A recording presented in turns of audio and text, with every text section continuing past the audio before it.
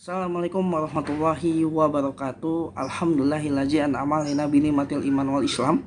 Asyhadu an la ilaha illallah wa asyhadu anna Muhammadar Rasulullah. Allahumma shalli ala sayyidina Muhammad wa ala ali sayyidina Muhammad. Amma ba'du. Qala Allah Ta'ala fil Qur'anil Karim, a'udzu billahi minasyaitonir rajim. Ya ayyuhallazina amanu taqullaha haqqa tuqatih wa la tamutunna illa wa antum muslimun. Shadaqallahul azim.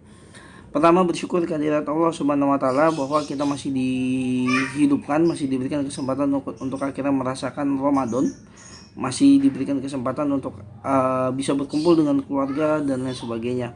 Salat serta salam kita sampaikan kepada Nabi Muhammad SAW, orang yang paling pantas kita jadikan idola. Yang pertama, yang kedua, laki-laki terbaik, yang ketiga pemimpin keluarga terbaik, keempat pemimpin pasukan terbaik, kelima pemimpin negara terbaik.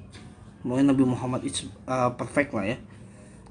Makanya jangan sampai salah idola gitu ya, karena kalau kata Allah Subhanahu wa taala, nanti akan ada orang-orang yang akhirnya ketika meninggal lalu mereka rela meninggalkan Allah Subhanahu wa taala demi idolanya, maka mereka akan dikumpulkan di dalam neraka gitu ya. Di dalam neraka mereka dikumpulkan, terus nanti akan ada dialog kayak gini, kata si fansnya gini, hai idolaku gitu ya, hai idolaku, tolonglah aku gitu ya, aku disiksa dan aku sedang disiksa gitu ya, aku butuh pertolonganmu. Terus kata idolanya apa?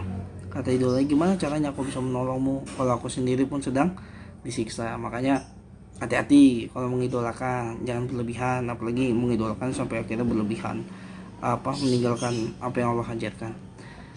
Nah, gini teman-teman, kemarin itu ada rame masalah kasus tentang orang yang update status, kalau like foto ini atau komentar foto ini lebih dari 1000 maka saya akan bunuh diri dan lain sebagainya. Pertanyaannya sebenarnya bukan tentang ini kenapa orang pengen bunuh diri, nggak gitu ya. Pertanyaannya adalah emang kalau nanti udah meninggal itu udah selesai gitu ya, seakan-akan meninggal itu gampang gitu, seakan-akan kalau udah meninggal udah selesai gitu. Jawabannya enggak teman-teman. Habis meninggal tuh panjang urusannya. Jadi teman-teman dilahirkan gitu ya, teman-teman ketika lahir di usia 40 hari itu di dalam kandungan, teman-teman itu udah berjanji sama Allah, udah bersyahadat sama Allah bahwa ketika nanti keluar di bumi maka cuma Allah yang akhirnya disembah gitu ya, beribadah kepada Allah dan lain sebagainya.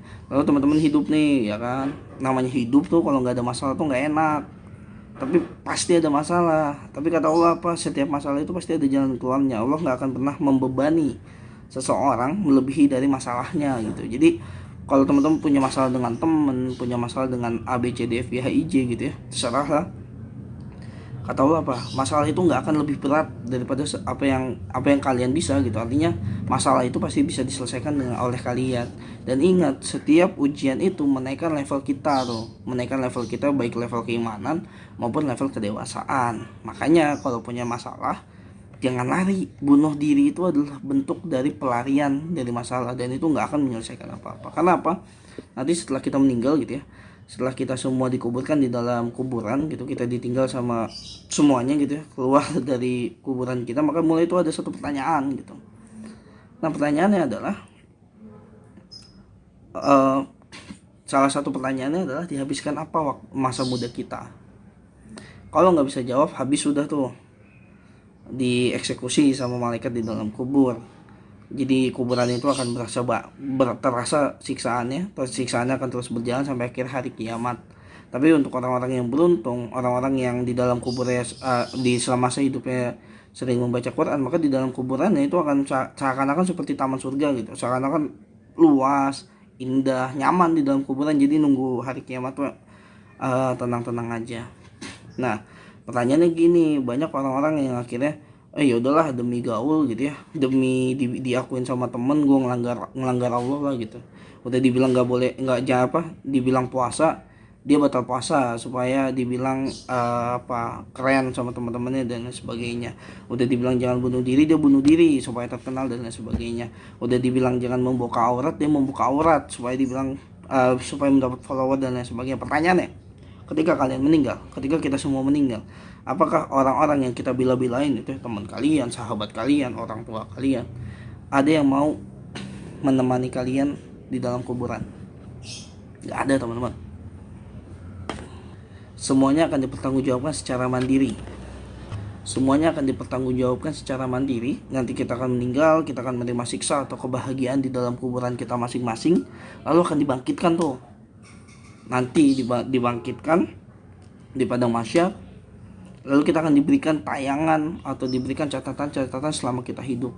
Nah, menariknya suasana di saat itu adalah saking orang takut tentang apa yang udah dilakukan di kehidupannya, dan tentunya itu nggak bisa bohong karena mulut kita akan terkunci, karena yang akan berbicara adalah tangan, kaki, dan lain sebagainya.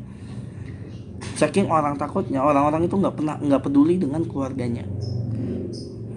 Jadi di sebelah kanannya ada siapanya itu nggak akan pernah peduli, karena ingat semuanya bertanggungjawabkan secara sendiri-sendiri.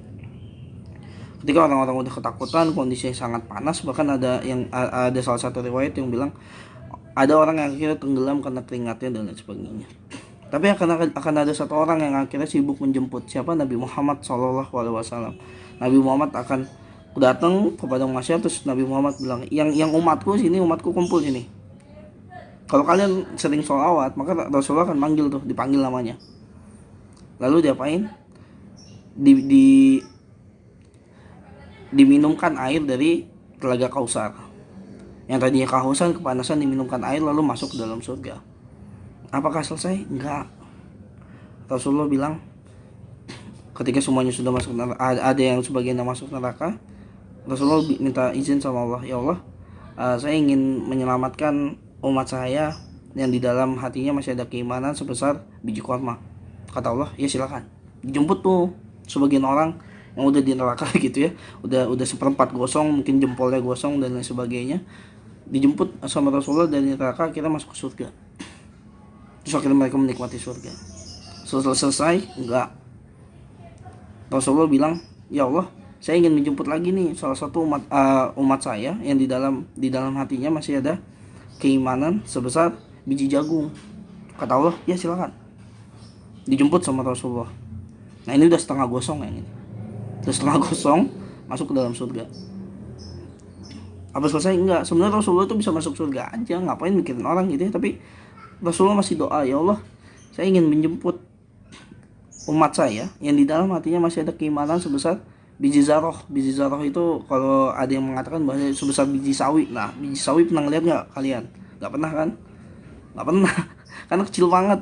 Bapak juga nggak pernah ngeliat. Tapi yang ada keimanan sebesar biji sawi itu masih diselamatkan sama Rasulullah. Terus diselamatin tuh orang-orang yang masih punya keimanan sebesar biji sawi gitu ya, sebesar biji zarah. Mungkin ya udah sampai leher lah gosongnya. Selesai? Enggak, kata Rasulullah. Ya Allah, sambil menangis Rasulullah dengan tega-teganya melihat umatnya disiksa di dalam neraka. Kata Rasulullah, saya ingin menjemput umat saya yang di dalam hatinya memiliki keimanan atau pernah mengucapkan syahadat. Nah, itu dia panggil. Makanya teman-teman, nanti ketika kita sudah meninggal, kita akan panjang urusannya. Pertama, kita akan menunggu kiamat di dalam kubur, dan siksa kubur itu luar biasa teman-teman. Sendirian di tempat gelap ya kan, teman-teman mati lampu aja nggak betah, gimana harus nunggu kiamat di dalam kuburan sendirian, tempatnya sempit. Makanya jangan gampang bilang mati atau meninggal, karena panjang urusannya. Dan juga jangan sampai kehidupan di dunia ini itu sia-sia, karena nantinya nggak akan ada yang akhirnya menolong kita di dalam kuburan. Kalau teman-teman banyak amal gitu ya, kalau teman-teman banyak baca Quran, nanti yang nemenin siapa? Al-Quran. Kuburannya terang dan lain sebagainya. Gimana caranya kita bisa nolong orang tua kita masuk surga kalau ternyata kita sendiri masih mempertanyakan sebenarnya kita masuk surga atau enggak sih? Makanya lakukan yang terbaik. Kalau teman-teman jadi ahli surga, teman-teman bisa manggilin tuh siapa aja yang mau teman-teman panggil ke dalam surga. Ada orang tua, ada guru, ada temannya, ada sahabatnya kalian dan lain sebagainya. Kayak gitu. Ya, selamat menjalankan puasa. Jangan males-malesan, karena puasa sebentar. Dimaksimalkan, dinikmati. Kurang lebihnya mohon maaf. Semoga kalian sehat semua. Assalamualaikum warahmatullahi wabarakatuh.